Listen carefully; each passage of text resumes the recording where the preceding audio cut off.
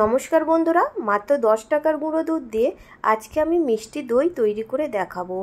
এই দইটা যে কেউ খুব সহজে বাড়িতে বানিয়ে নিতে পারবে। তার জন্য সবার প্রথমে এখানে নিয়ে নিলাম আমি 500 ml জলটাকে কুসুম কুসুম গরম করে নিতে হবে। কুসুম গরম হয়ে যাওয়ার পরে এখানে আমি 100 গ্রাম গুঁড়ো দুধ দিয়ে দিলাম। জলের সাথে গুঁড়ো দুধটাকে খুব ভালো করে মিশিয়ে নিতে হবে। খেয়াল রাখতে হবে যেন না দানা না পাকিয়ে যায়। এইভাবে গুঁড়ো দুধটাকে মিশিয়ে নিয়ে আমি ফুটিয়ে নেব। দুধটা ফুটিয়ে নেওয়ার পরে এখানে আমি 150 গ্রাম চিনি দিলাম আর দিচ্ছি একটা ছোট এলাচ। চিনিটাকেও আর দুধের সাথে খুব ভালো করে এটাকে ফুটিয়ে নিয়ে দুধটাকে হাফ করে নিতে হবে। ততক্ষণে দুধটা ফুটুক। আর এই দুধ ফুটতে ফুটতে আমি আপনাদের দেখিয়ে দিই কিভাবে এই চিনির ক্যারামেলটা তৈরি করব। এখানে আমি কড়াই বসিয়ে 50 গ্রাম চিনি নিয়েছি আর এর মধ্যে 2 টেবিল চামচ জল দিয়ে দেব। সামান্য পরিমাণে জল দিয়ে দিলে ক্যারামেলটাকে কিন্তু তৈরি করতে খুব সহজ হয়ে যায়।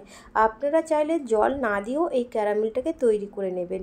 এইভাবে নাড়তে নাড়তে দেখবেন চিনিটা মেল্ট হয়ে যাবে আর কালারটা অনেকটাই লাল হয়ে যাবে।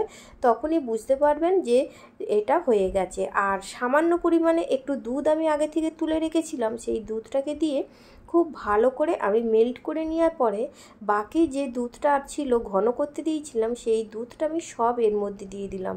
দুধ দেওয়ার সঙ্গে সঙ্গেই মনে হবে যেন ক্যারামেলটা ডেলা পাকিয়ে গেছে। এতে কোনো ভয় করবেন না, এটা আস্তে আস্তে জাল দিতে দিতে পুরোপুরি দুধের সাথে মিশে যাবে। এইভাবে দুধটাকে আমি ঠান্ডা করে নেব।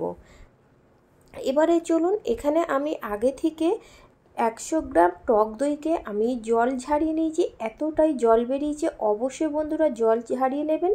আর দুধটাকে এইরকম হাত দিয়ে দেখবেন কুসুম কুসুম যখন গরম থাকবে তখন এই টক দইটাকে দিয়ে আমি এর মধ্যে দিয়ে দিলাম। আপনারা চাইলে কিন্তু এটা মিষ্টি দই দিয়েও তৈরি করতে পারেন। কেউ যদি ফ্রিজের দই থাকে সেটাকে আগে থেকে বার করে 10 মিনিট রেখে দিয়ে তারপরে এই দইটা তৈরি করবেন। খুব ভালো করে দইয়ের সাথে ফেটিয়ে নিতে হবে, একদম স্মুথ যেন হয়। ঠিক এইভাবে আমি ফেটিয়ে নিচ্ছি।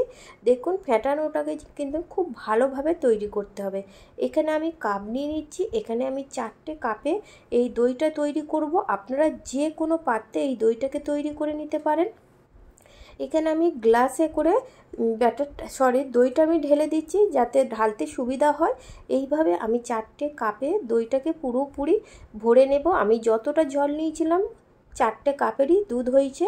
এবারে এটাকে আমি চাপা দিয়ে গরম অবস্থায় রেখে দেব সারা রাত রেখে দেওয়ার পরে আমি সকালবেলা বার করে নিচ্ছি। এই দইটা কিন্তু আমি ফ্রিজে ঢোকাইনি, ফ্রিজে ছাড়া। এটা কিন্তু কতটা সুন্দর হয়েছে দেখুন এই ক্যারামেল দইটা। এবারে এই দইটাকে আমি একটা চামচ দিয়ে কেটে তুলে দেখাচ্ছি যে কতটা সুন্দর। পুরোপুরি এই দইটা কিন্তু দোকানের মতন খেতে হয়েছে, দারুণ খেতে হয় বন্ধুরা। রেসিপিটা ভালো লাগলে লাইক দেবেন আর অবশ্যই আমাকে কমেন্ট করে জানাবেন আমার রেসিপিটা কেমন হলো আর চ্যানেলটিকে সাবস্ক্রাইব করবেন।